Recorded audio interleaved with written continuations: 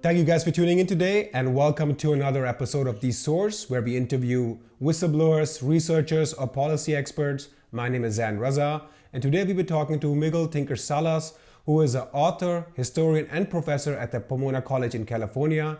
His last book is called Venezuela, What Everyone Needs to Know. Miguel Salas, thank you so much for your time.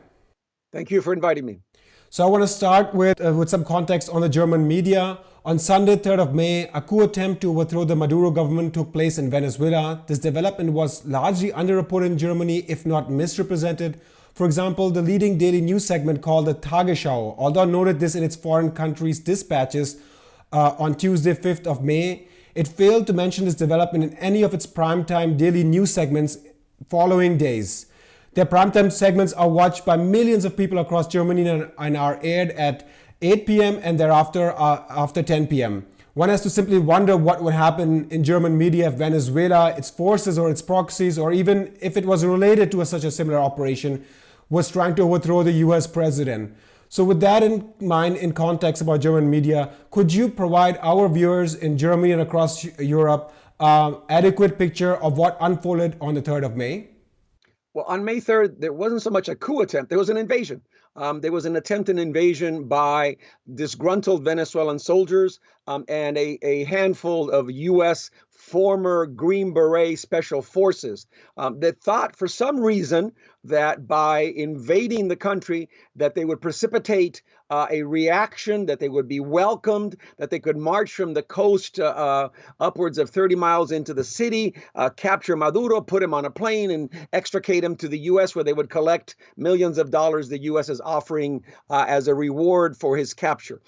It was absurd. It was absurd on the face of it. It looked like a bad Rambo movie, a bad Hollywood B movie, in which, again, Americans, U.S. citizens are active, in which Venezuelan disgruntled soldiers who deserted the country back in April of 2019 are active. It failed miserably. But again, the concern is not so much the incident itself, but what is behind it. What does it reveal about U.S. relations with Latin America, with Venezuela, and with the state of the Venezuelan opposition? I think that's the most important point, and that's what most traditional media revealed.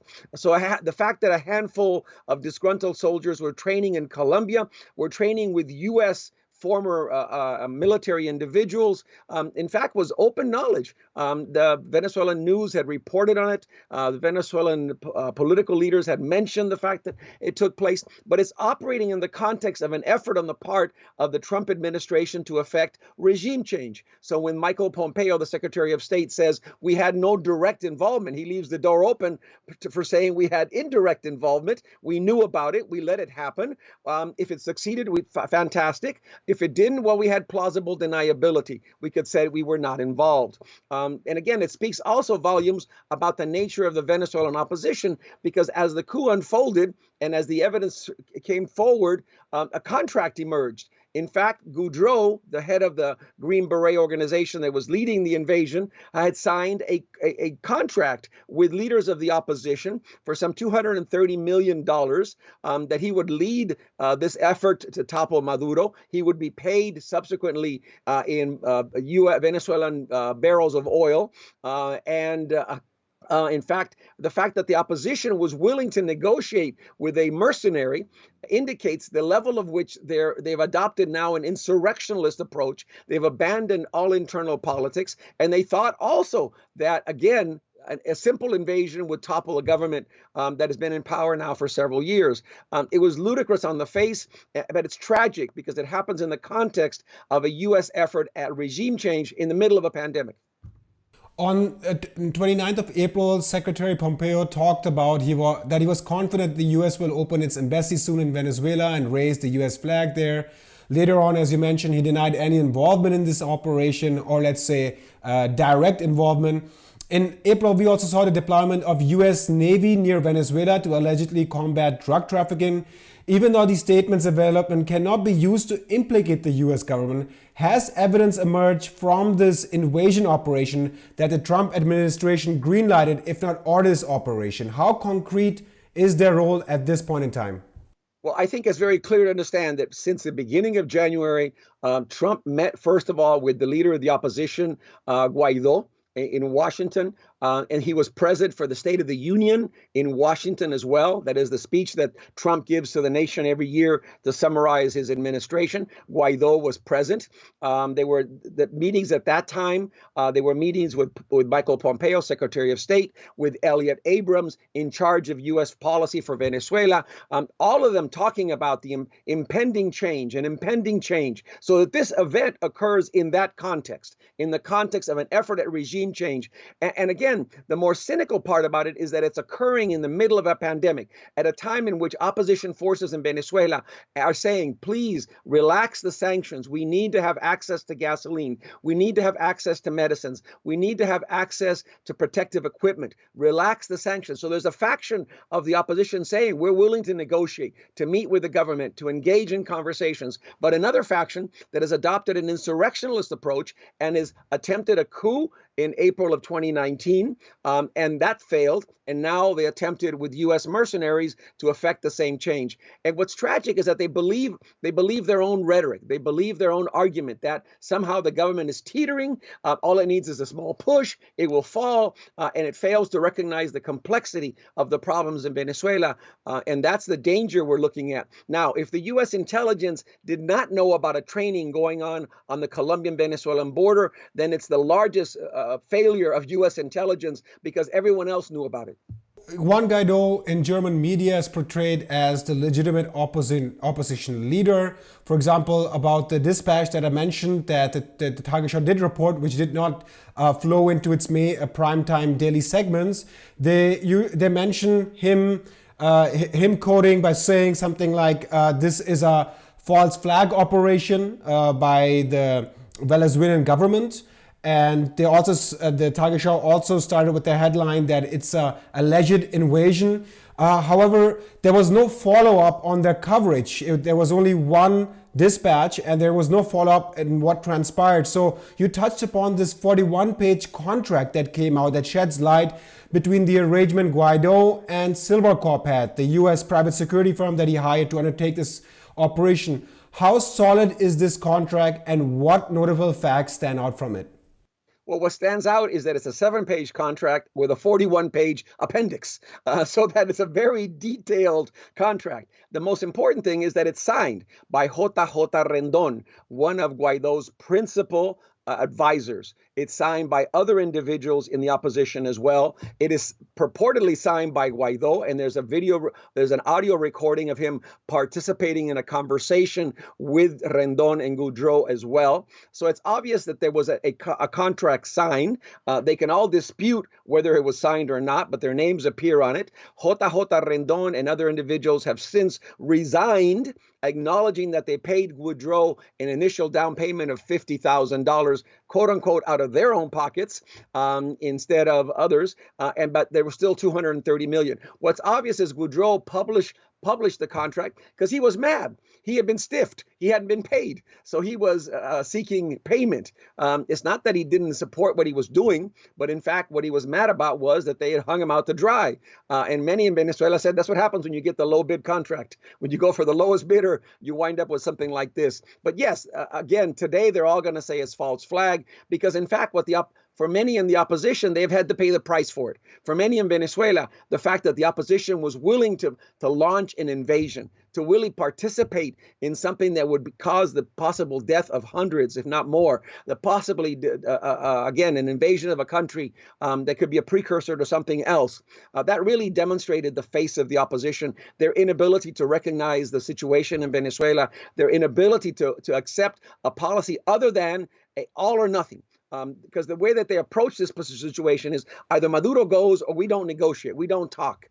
When others are saying in a more sensible manner, we need to engage in negotiations. The problem the country faces are real, and they will require all political forces in the country to actually engage in this process of negotiation, of conversation, and eventually, hopefully, of some solution to the problems the country faces.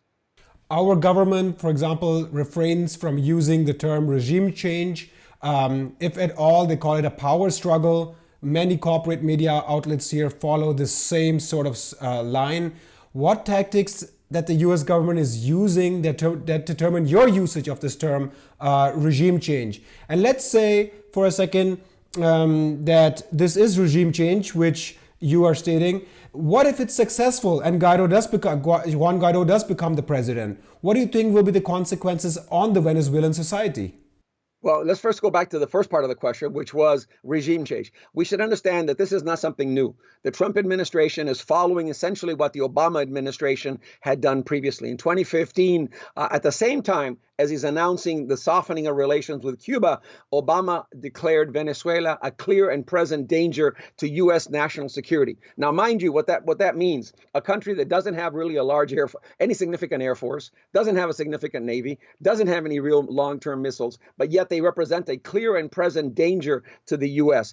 That's very clearly an intent at isolating Venezuela, at imposing sanctions on Venezuela, and eventually affecting regime change. And Obama continues the Bush era policy. So again, we see continuity. The Republican, Democrat, Republican, there is continuity. Both sought regime change. Again, understanding that Venezuela became an example, a model beginning in 1998 with Hugo Chavez for what became really what's been called the pink tide in Latin America. So that there's been an effort at regime change for quite some time. Now, in the context of the Trump administration, they've been very clear about it. They've said they want the fact that they recognize Guaido as an alternative president to one that already is in office indicates that they are expecting or seeking to have regime change. When Germany says it's a political struggle, no, Germany has recognized a person that wasn't elected.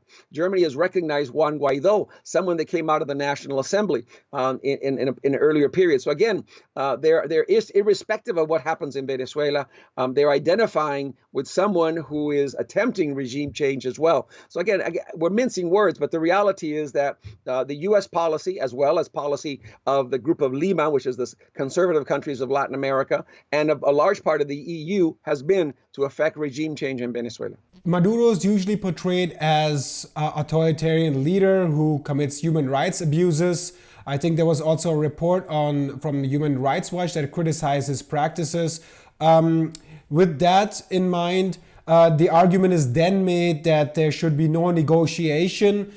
Could you talk about the human rights abuses and whether they hold any credibility? And secondly, has the Maduro government made an offer to talk with the opposition? There has been multiple efforts to talk to the opposition dating back to 2014, in which there's been efforts at negotiation. Part of it included the release of so-called political prisoners. Others involved staging elections. But here's an opposition that has refused to participate in the electoral process, refused to participate in the election that brought Maduro to power. I have always argued that if they really believed that the system was rigged, that the system was set up, they should have participated and then used the evidence to underscore any irregularities in the election. There was a candidate, Henry Falcón from Avanzada Progresista, a former Chavista who ran, but the opposition turned against him as well, did not support him, and he actually had an opportunity to defeat Maduro. Now, has Maduro committed mistakes? Tremendously. Economically, there has been a process of improvisation. The oil industry is on its knees. They've appointed political appointees rather than people who knew anything about the oil industry. There is increasingly an authoritarian streak in this government, or an authoritarian tendency. There have been violations of people's rights in many cases. Does that mean that the answer should be a coup, or that the answer should be a regime change sponsored by the U.S.? No, those matters are for Venezuelans to decide. The same way that any country has sovereignty, has self-determination, those are matters for Venezuelan people to decide themselves, but not to be decided by the European Union in a colonial arrangement or decided by the U.S. in an imperial arrangement. Again, the problems of Venezuela, the same as the problems of any country in the region, have to be resolved by those individuals.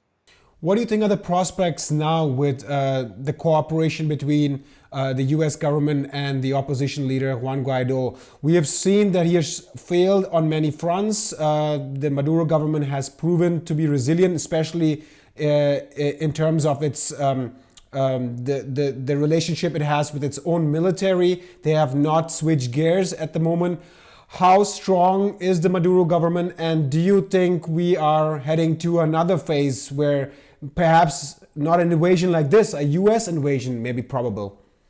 I don't think a U.S. invasion is probable. I mean, there is the idea that the U.S. would invade Venezuela means the U.S. is responsible for all of Venezuela's problems. I think of General Powell's comments about the invasion of Grenada or other interventions when he stated, "You break it, you own it, it's yours." And if that's the case for the U.S. to be involved in Venezuela, it might destabilize not only Venezuela but destabilize the entire region and would impose the notion again of a U.S. imperial authority dictating the internal affairs of Venezuela. What has happened and what is very clear is that U.S. policymakers have taken the notion promoted by Guaido and those of the ultra right-wing opposition, and that posture of regime change has impeded internal negotiations. That posture has impeded the actual process of potentially negotiating, especially now during a pandemic where there is the great needs within the country. The country right now has gasoline shortages, partly because of the sanctions and partly because of Maduro's incompetence in dealing with the oil industry. It's been brought to its knees. It used to produce 3.5 million barrels a day, be able to export 2 million barrels, use potentially others for internal consumption. It's producing between 700,000, 750,000 barrels a day. Its productive capacity has been reduced significantly. Sanctions do not allow it to improve its own refining structure. So like many countries in the third world, it exports crude and it imports gasoline, same as Mexico does. So again, that's the contradiction it faces.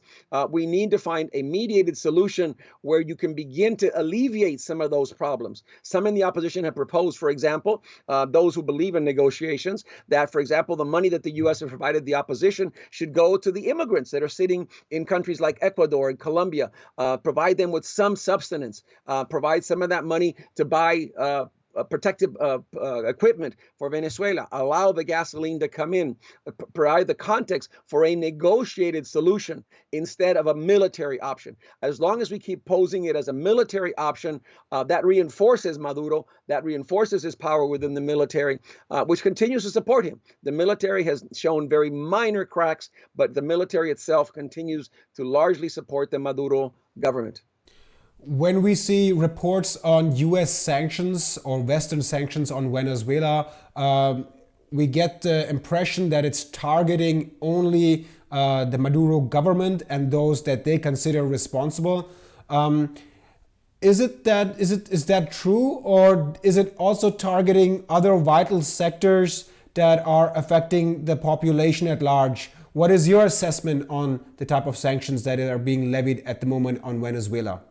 The sanctions right now are across the board. They not only sanction individuals, that's just what they hide behind. They sanction the lifeblood of the economy, which is oil. They sanction PDVSA, the national petroleum industry. They make it impossible for Venezuela to receive credits, to renegotiate debt, to buy capital goods, to buy equipment for its refineries, to be able to mobilize its resources. So no, they do not just target individuals. That to me is simply a pretext. They actually target the lifeblood of the country, and that's precisely what some in the opposition have said to the U.S. Please don't do, because that will affect everything. Oil is the principal, a main source of all foreign revenue for Venezuela. Without its ability to be able to produce and sell oil, it cannot survive as an economy. Venezuela, since 1935, has been, when it became the world's leading exporter of oil, also became also an importer of food. So it became a net importer of food. It's a phenomenon we see in many third world countries that are mono-dependent, mono-export oriented. They export one crop, but they focus on that to such an extent that they have to import the foodstuffs that they consume. That is still the case in Venezuela.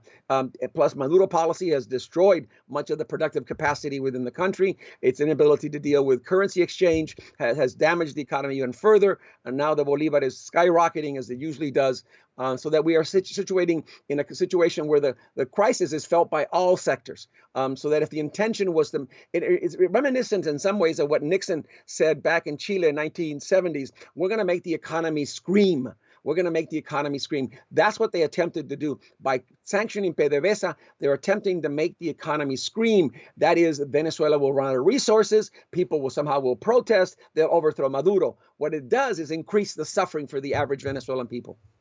I've heard the argument that, for example, in terms of Hugo Chavez and the Maduro government, that they came into a situation where there was not a lot of flexibility to divert away from the oil sector into other sectors of the economy. And it's a more of a historical economic issue where the IMF played its part, the US government played its part, and foreign investment played its part that came into the hands of the socialist governments that we saw in the preceding years with Hugo Chavez and now Maduro. And also the US sanctions are so hard that it's almost difficult to maneuver.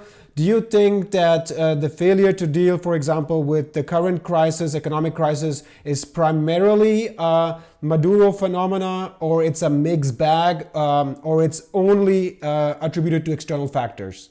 No, I think it's a mixed bag. I think historically, we go back to 1922 when Venezuela emerges on the world stage as a major producer of oil. The process of dependence grew throughout the 20th century. The dependence, the near dependence on one product, oil. And oil is again a subject to tremendous vicissitudes. It is a roller coaster. We've seen the price of oil go up, go down, go up, go down. Right now, it's at an all-time. It's getting, or it was at an all-time low for future contracts a few weeks ago. So that again, what is a failure in Venezuela is a failure of an economic model that dependent on oil production to maintain an economy. That's one part of it. Now, we cannot deny that during the Chavez period, Venezuela saw a tremendous oil boom, with the price of oil reaching heights that it never seen before. Much of that money went into some infrastructure, many social programs. It reduced poverty significantly, but it also increased further dependence on oil,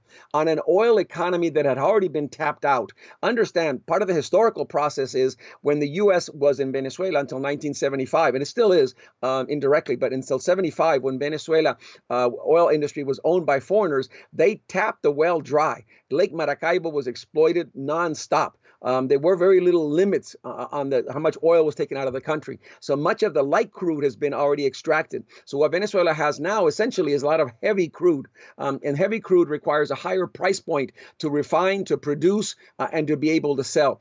And that's part of the challenge. Venezuela does not have fully developed infrastructure. It had partially in the Jose refinery, but even there's been tremendous failures in its ability to refine. So yes, there is an ongoing structural problem in its dependence of oil that would have been faced by whoever was in power. It doesn't matter who was in power. They may have tweaked it here and there, but the reality is that they were still dependent on oil, and oil prices are subject to tremendous variation on the world market. We no longer have the idea of peak oil. There's an oil glut on the market right now, especially after fracking and other productions. And we see the Saudis and others trying to cut back production. For Venezuela, that's is worsen the situation by, again, an improvisation of the economy and not paying attention to the need to reinvest in the oil industry itself to be able to maintain extraction levels that they have. That plus corruption, plus bureaucratization, plus ineptitude have created the current crisis. And then you add to that sanctions. You add to that sanctions, which make it impossible to renegotiate debt. You make it impossible to be able to buy new goods, capital goods, to be able to buttress the refining process. Then you have a crisis that you see today. And the sanctions have worsened it and have made it horrific for the average Venezuelan people.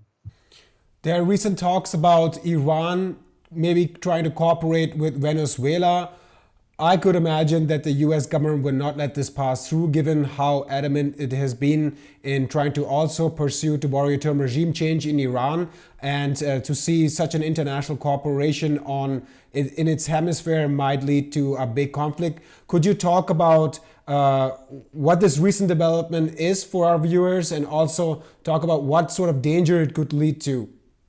Well, since Hugo Chavez was elected, there was an effort to create a South-South set of international relations that would no longer center the U.S. or Europe. So we saw Venezuela reaching out and having a voice in Latin America, creating new regional bodies in Latin America, establishing contact with Asia, with China, with Africa, and by extension as well with Iran. So they were very close relationships. As I mentioned before, there's been shortages of gasoline in Venezuela. It is an exporter of crude, an importer of gasoline. That has worsened as a result of the sanctions. Recently, Venezuela has contracted with Iran to provide gasoline. There are several Iranian tankers steaming towards Venezuela. they're going to provide gasoline, they will nonetheless encounter, no doubt, U.S. naval forces in the Caribbean, and it remains to be seen. Will the U.S. attempt to impose an embargo on Venezuela block the passage of Iranian tankers or not? Again, this divides the opposition because, again, this gasoline would go to everybody in Venezuela. It would help start the refineries, the electrical refineries. It would help start for basic usage. It might eliminate some of the long lines in gasoline. So again, you have a potential for conflict framed by the U.S., who may be seeking something that would distract attention from the pandemic and from Trump's lower numbers in the U.S. I hope we can avoid that. But again, that's on the horizon. I want to switch gears here and provide a bit of more historical context that might be failing when it comes to reporting on this issue. And I think it's therefore of utmost importance to provide our viewers with a full picture. As you are a historian, could you provide us some historical context on the U.S. efforts to induce regime change? And I'm talking particularly about operations, assassinations, or coup attempts that have happened in Venezuela. Well, Venezuela, we have since 1922, when it emerges as a major world oil producer, the U.S. was invested in the country. The U.S. went to great lengths to help consolidate the Venezuelan state. At that time, it was a military dictatorship of Juan Vicente Gomez. Even after the military dictatorship, the leader dies in 1935, the subsequent governments all operated within what the U.S. called the U.S. sphere of influence or the U.S. orbit. So the actual process of state formation was influenced by the U.S.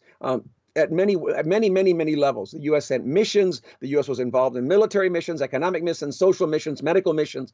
So the U.S. was a tremendous influence in the construction of the Venezuelan nation state. So for Hugo, Venezuela became both during the 50s a model for the U.S. economically, and then after the 60s with the Cuban Revolution, it became a political model that it sought to export to Latin America.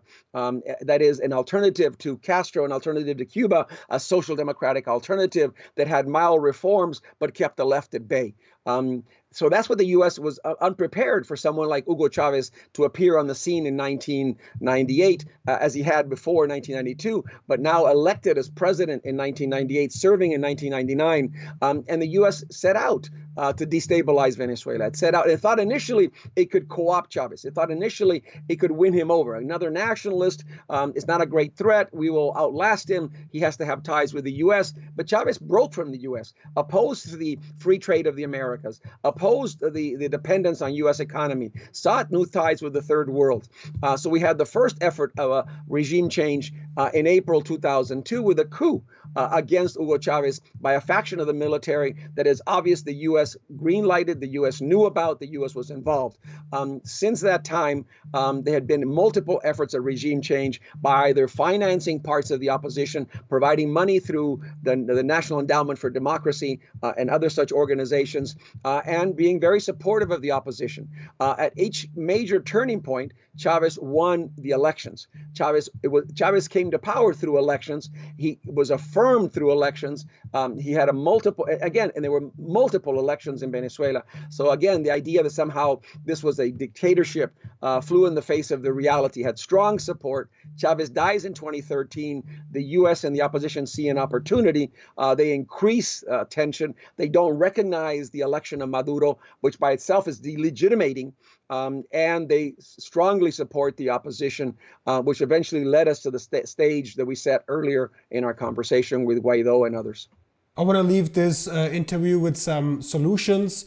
What policies should governments apply worldwide regarding this situation? That's the first part of the question. And the second part, what should peace movements, people who are trying to inform others about this situation, take into account when they are going on the streets and advocating for peace? What would happen if people ignore Venezuela? What consequences would the collapse of the Venezuelan society have on let's say on the American continent? Well, we've already seen what that collapse can do. Upwards of 5 million Venezuelans have left the country. They are now part of an international diaspora in Colombia, Ecuador, Peru, Chile, Brazil, Argentina, everywhere. So that's been the dramatic consequence of the economic collapse within Venezuela. We also know that sanctions, Sanctions did not work. Sanctions did not affect regime change in Cuba. Sanctions have not affected regime change in Iran. Sanctions have not worked wherever they've been applied. What they have done is increase the suffering for the average person in the street. So again, opposition to sanctions is critical, and support for negotiated solutions. Support for solutions coming from Venezuelans themselves over negotiations. Withdraw the idea of military, take that off the table. When the opposition in Venezuela says everything is on the table, that means every option is viable. We need to be clear. If they're going to be in opposition, they have to say they want democratic change. They seek peaceful negotiated solutions. The government of Maduro has to say the same. There has to be some process by which that can be done. This is the critical time when that needs to happen, in the middle of a pandemic, in the middle of a worsening economic crisis. Those are the central components. Both sides need to see how to alleviate the suffering of the average Venezuelan person. Miguel Salas, historian and author, thank you so much for your time. Thank you for your time. And thank you guys for tuning in. Don't forget to subscribe to our YouTube channel and to donate so we can continue to produce independent and non-profit news and analysis. My name is Zan Raza. See you guys next time.